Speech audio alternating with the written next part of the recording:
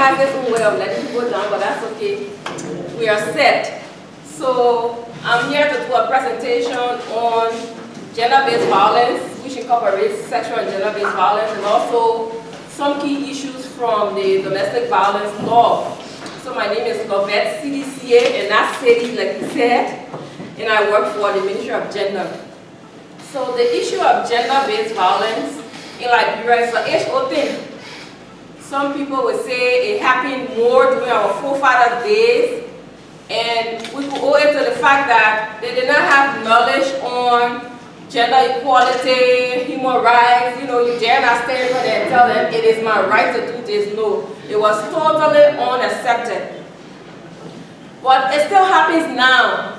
And we, this group of people, or the generation of people now, are very cognizant of these things. We understand the issues. We know about human rights violation. We know about sexual and gender-based issues. But it's still happening. So what's the issue? Time has changed. And we still see these things happening. What could we give as justification for the form of violence that happened against women and girls? It happens against men too, but from studies we've noticed that it's underreported. So I don't really know why most men will not report.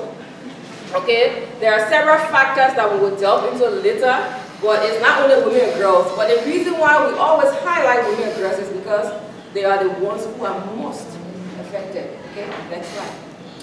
So let me just delve into the background of the domestic violence law quickly. So we know Liberia has a lot of laws, but there is not a particular law that holistically speaks to domestic violence. So with the advocacy and the kind of work we do around GBV and everything, we thought that there's a need to craft in line with other countries' best practices. We thought to craft a law that would speak directly to domestic violence, because you wake up in the morning, you put your radio on, you hear that this guardian or this mother burned the child hand because the child peed to baby. Who doesn't pee to baby? Who have not peed to baby? I mean, there are other measures, other therapies you can put in place to ensure that that child will not pee. You wake up one morning, you hear one man waste acid on his wife or girlfriend, whatever. Does any woman deserve that? In my mind, I would say no. So the Ministry of Gender, along with her partner, saw the need to draft this bill and present to the legislators. Next slide. So it was against this background that AFL, the Gender-Based Violence Task Force, the National Gender-Based Violence Task Force, because every county has its own gender task force. Ministry of Justice, the Law Reform Commission, and other relevant partners put together and drafted the first version of this bill in 2014. So the drafting of this bill has few objectives. One, to ensure that there is a legislation that supports the end of domestic violence in Liberia, and also to have penalties on the books that will serve as a deterrent to would-be perpetrators. So that was the motive behind the drafting of that bill. So the original version of the bill had a phrase that talked about FGM being criminal. We thought that it should not be practiced because it's a mere form of human rights violation. But then when it was first presented to our lawmakers, they said, no, we have to remove it. So we removed it and went back. And we said, okay, so let it be 18 and above. If I'm 18 and I agree that you should do it on me, then you can go ahead. So we thought that was another entry point, since in fact they said we were speaking about cancellation totally, and it's traditional thing, it's business that they've been doing and blah, blah, blah. So we thought to have this as an entry point. Unfortunately, they said no again. So we had to go back and remove that entire component. They suggested that we have a standalone FGM law. Now, if you have just this phrase, that's not, getting light or going through the way we want it to be, you think a separate standalone will do? I again think it will be the most difficult thing. But being what it is, and there are the lawmakers who will have to agree before this is passed, we removed and then it was reintroduced several times. Fortunately for us, just quite recently our president signed the bill into law. So we now have a domestic violence law that we can make reference to and use in the Code of Law. Next slide. So it doesn't include the FGM? No, it does not include the FGM. So matter of fact, the FGM component was actually extracted. So it's just the law with every other thing that was in it initially minus the FGM component. So what is domestic violence? Any form of violence or aggressive behavior in the home against your spouse, against your children, etc. It is also likely to result into physical, sexual, psychosocial, harmful, or suffering to women. Men, you see, men is highlighted because many persons will say gender than women, gender than women. No, men is also highlighted. Children, including threats of acts, coercion, or arbitrary deprivation of liberty, whether occurring in public or in private life. So, what are some of the rights of women? Women have a lot of rights. Children have their own rights. And their rights come with responsibilities. So sometimes when we talk to them, we tell them, you have your right to go to school, but when your parents pay your tuition, you have a responsibility to study and pass. You have the right to eat.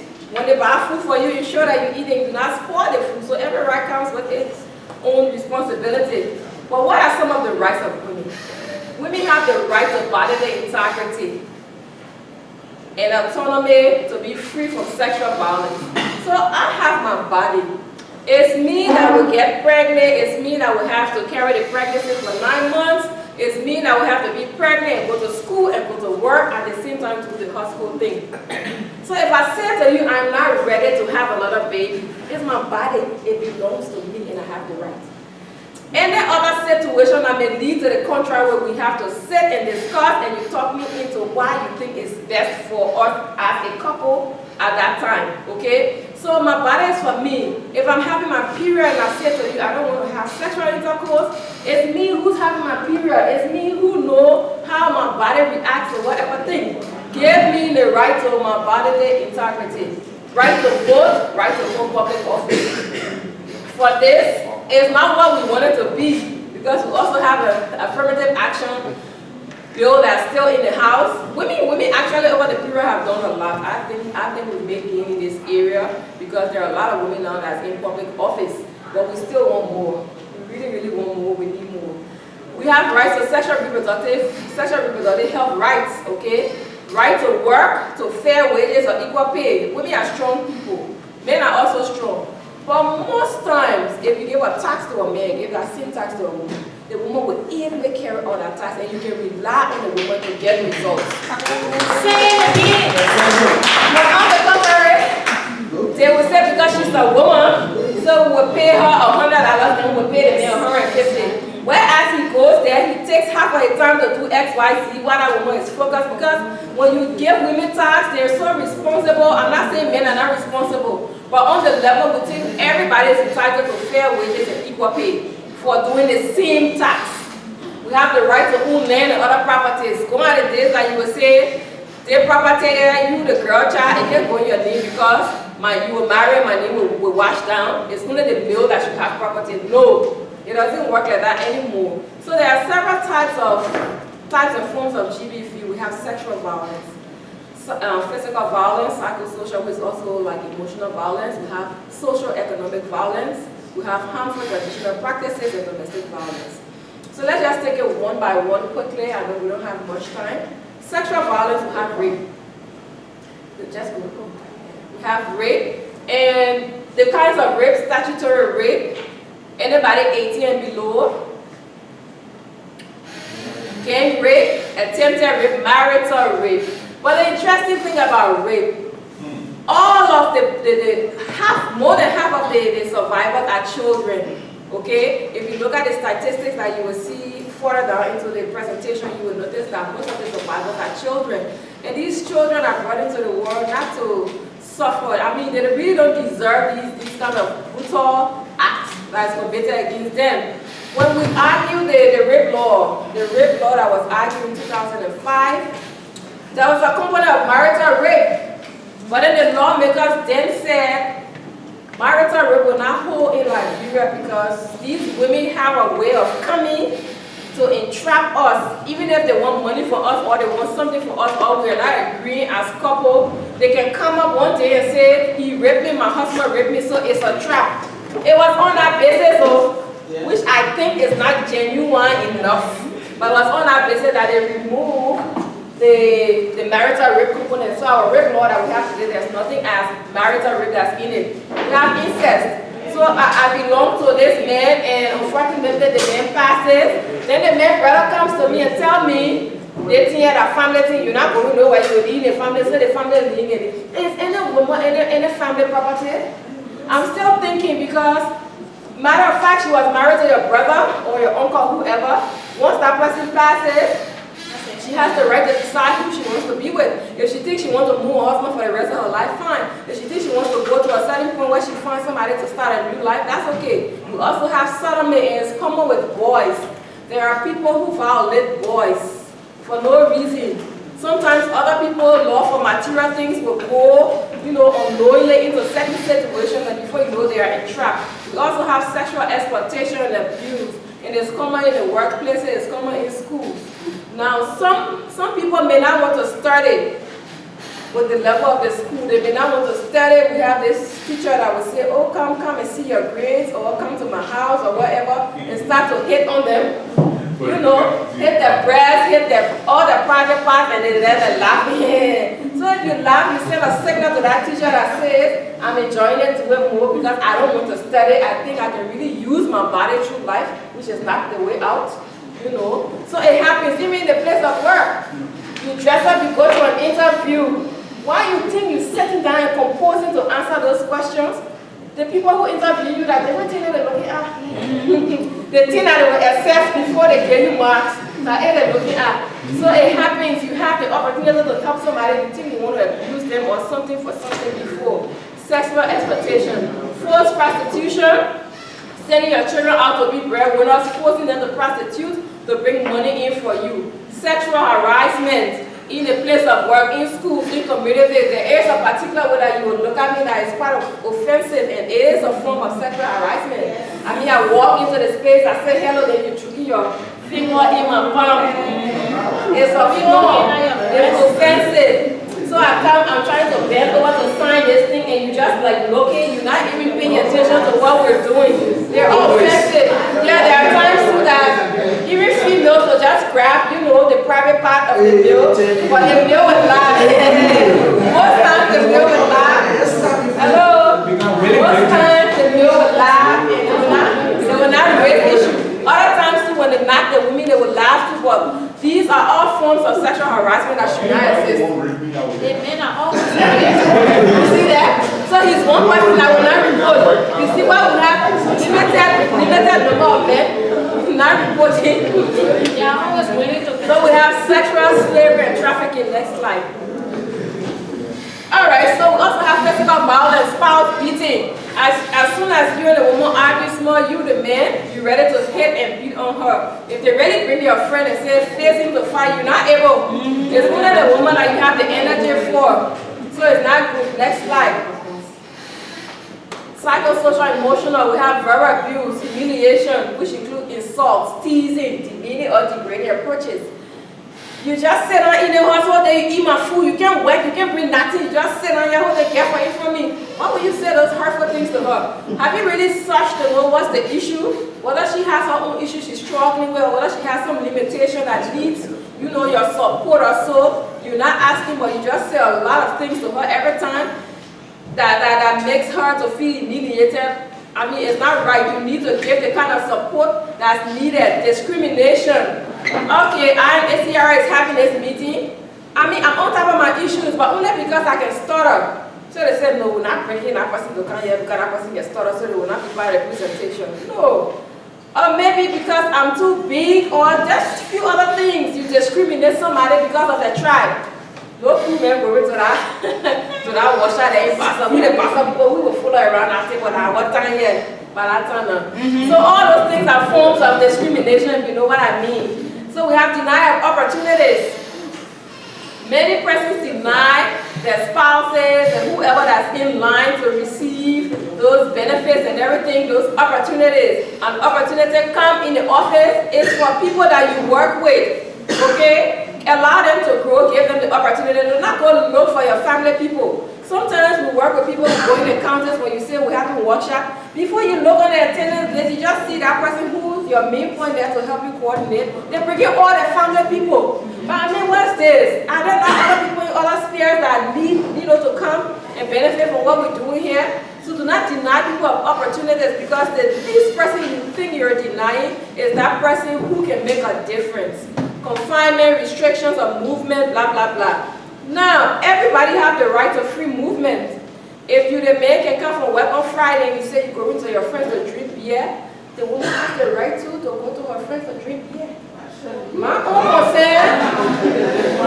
concern there, if you people have children, the safety and well-being of the children, you should ensure that the children are in safety, they are kept with somebody, so you know, look at them or so. But when the woman go, why she there? Where the woman? Who tell you to leave the house? But put some paper to say only you supposed to go and drink beer with your friends, and the woman should not go. So it's a form, and there are things that happen. There are things that happen on a daily basis. So we have socio-economic abuse, denial of exclusion of social benefits and economic opportunities, education, health, employment, money, property. So I gave you a practical example. You have this woman who's not lettered, okay? And she's in love with you. And it's not a crime to be in love. What she does, she works so hard, she go red that market, she go all over, she works so hard, sells her market, bring the money and give it to you. It's both ways. And give it to you, the person who's educated and understand. You go and open a bank account. You open a bank account, the joint account, you only put your name there. She's not letter, she's in love. And she knows you're in her best interest. So she will not think that you're doing that kind of, do anything to her. Your body, the tea, your body, man, the tea, you go, Mr. and Mrs. Taylor. Mr. and Mrs. Taylor, anybody can be Mr. and Mrs. Taylor. By that time, if he's Mr. Taylor, any woman who's there can be Mrs. Taylor.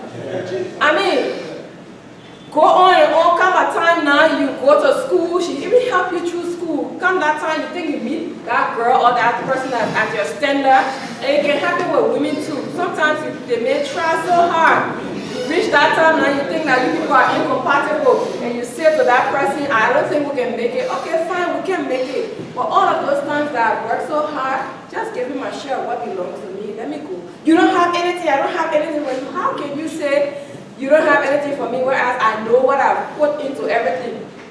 You go to the Lord now, because that's the place now we can go. When the Lord checks the records, nothing's in your name, nothing belongs to you. And it's so frustrating because it's a form of abuse, I think, because you are taking advantage of the fact that the person is not literate, or the person is not educated, the person is not in a position to understand those things that you took advantage of.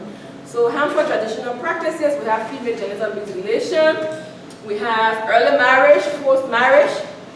The campaign to end child marriage was launched in Liberia in 2016. That was December 8 in Bome County. And we had the head of the Tribal Governors Council, Mamusu Kadi. She launched the campaign for us, and it's actually in line with the African Union agenda on ending child marriage. But since the launch of that strategy, we've not really gone by the strategy to implement to ensure we're able to have a baseline, measure, and everything. Because people do not report, and there's not much fund that's come into it. UNICEF Liberia gives money just for basic awareness. But even given that, when you go out to do the awareness, people will say to you that early marriage is not reported. People are always tight-lipped on it.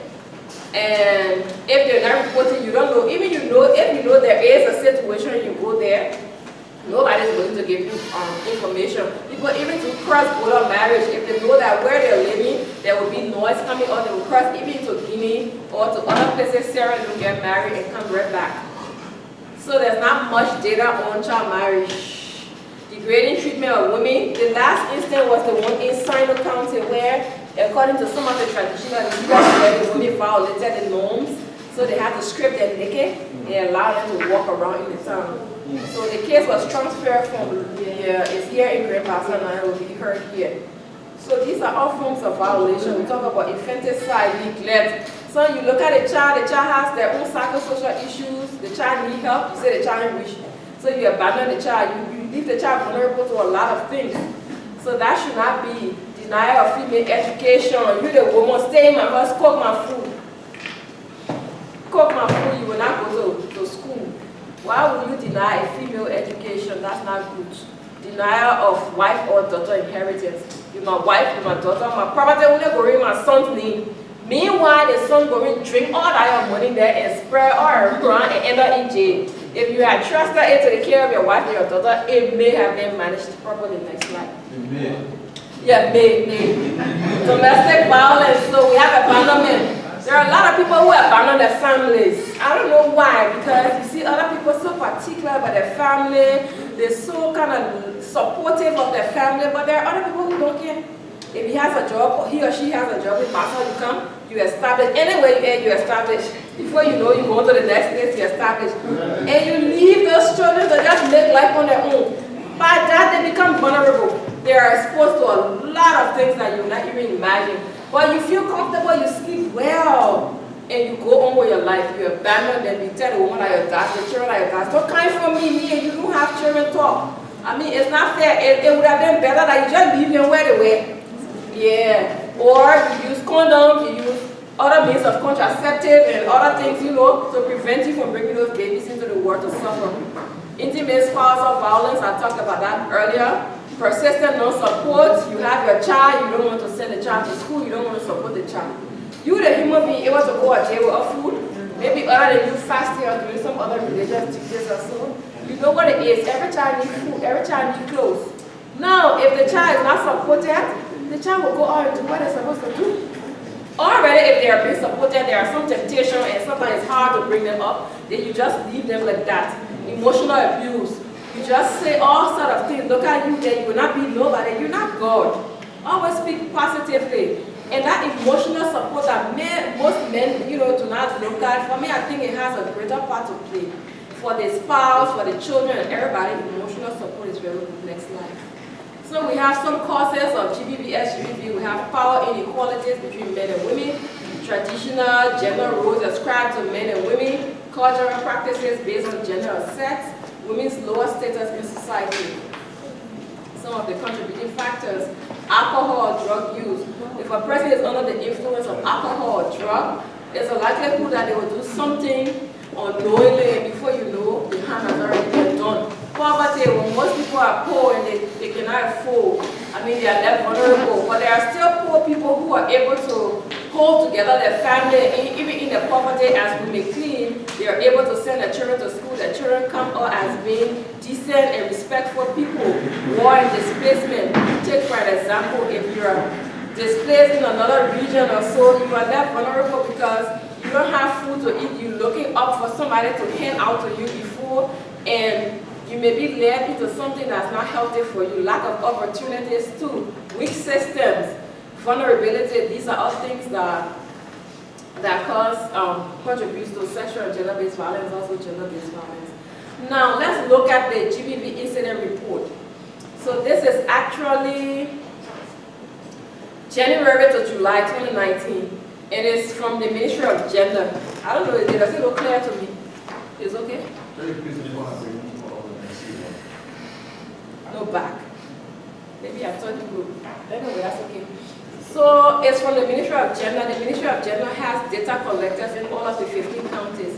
So at the end of every month, they go out to service providers and collect data and send it to the head office where we are able to, I think it's a little bit, where we're able to analyze. So this represents January to July.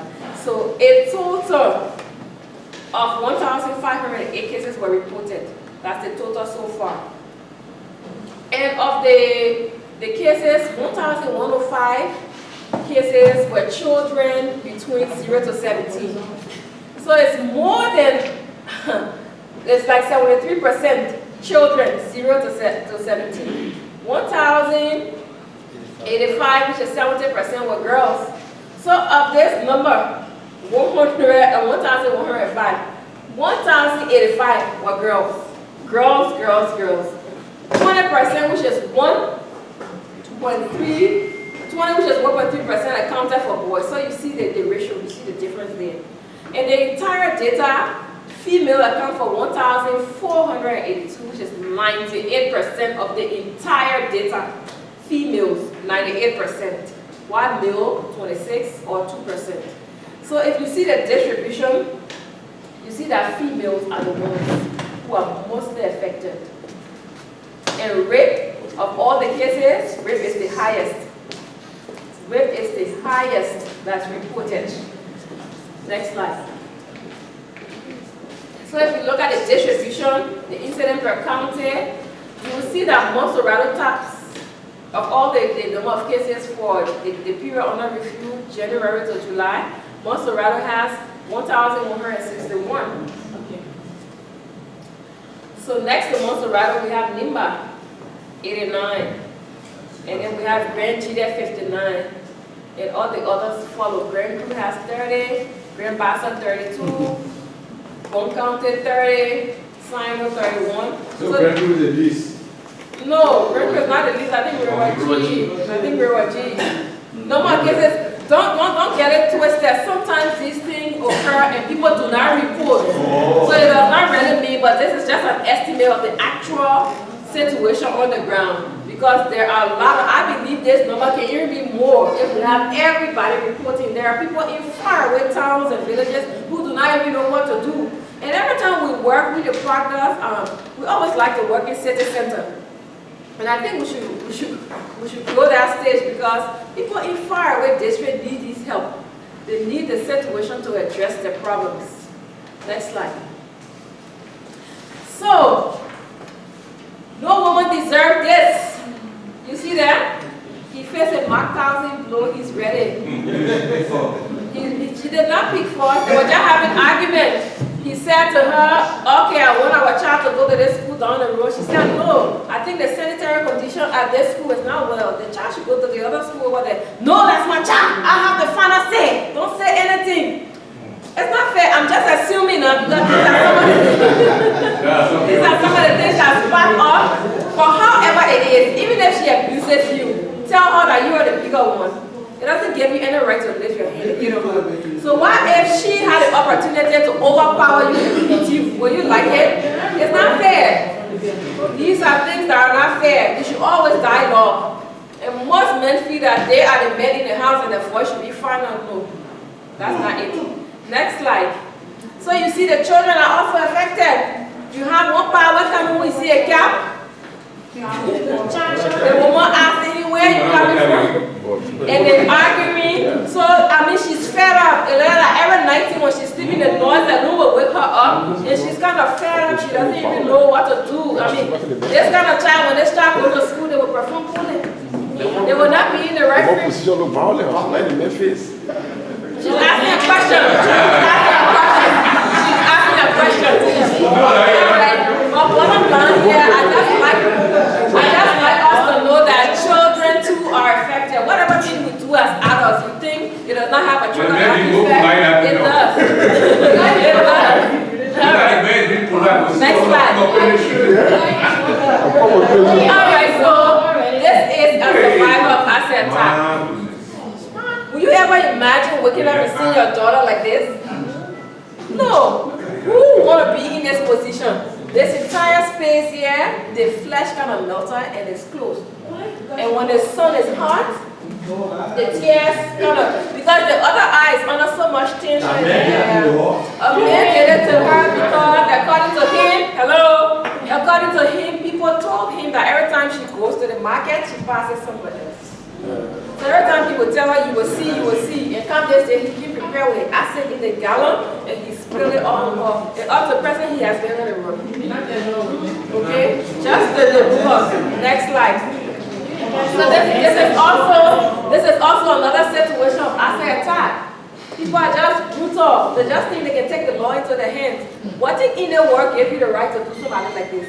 Their child will never be the same until something will cause her. The previous girl, we managed to take her to the CSW with the hope that, we're going to find people to do her constructive surgery. But it didn't work out, but we're still in consultation with other people to see who can be of help. So to all of us here, just in case you know that there is an opportunity, I beg you, let's make a child smile again. Next slide. So these are unanswered questions. Is it a crime to be a woman? No. Well, a crime, yeah. You think so? So the God created women to be subjects because I'm a woman. When you come and say, yes, sir, hello, Papa, hello, thank you for coming. What is that? That question on the religious, scripture, I think both will be happening that women not supposed to men. So I don't know. Anyway, that's another one for another day because I don't want to open a whole Pandora around it. But I think women and men are partners, okay? Even religious days, some days for men to show love. So if you love me, you pour me with love and affection, why wouldn't I want to do what I'm supposed to do? Okay? So it's not a fact that without women the world will be incomplete and the very men who abuse her will have no reason to live. Yes. Because they can't do it all us, but yet it's still they abuse her. So it's just a complete irony. I really don't get that. Next slide. Alright, so the Ministry of Gender cannot win this battle. Even all of us, the participants that are here, cannot do it. We as Liberians have to collaborate to ensure that this happens, especially at the community level. You need behavioral change. Gone are those days that because these things happen, doing talk and having issue happen, no. The world have changed, things have modernized. You need people to be able to give each other support. We also need effective systems. Because sometimes people report, but there's no remedy. And if you don't have systems that are strong to be able to address the issues, I mean, they will forever happen. Next slide. Thank you for your listening time. This is the end of my presentation.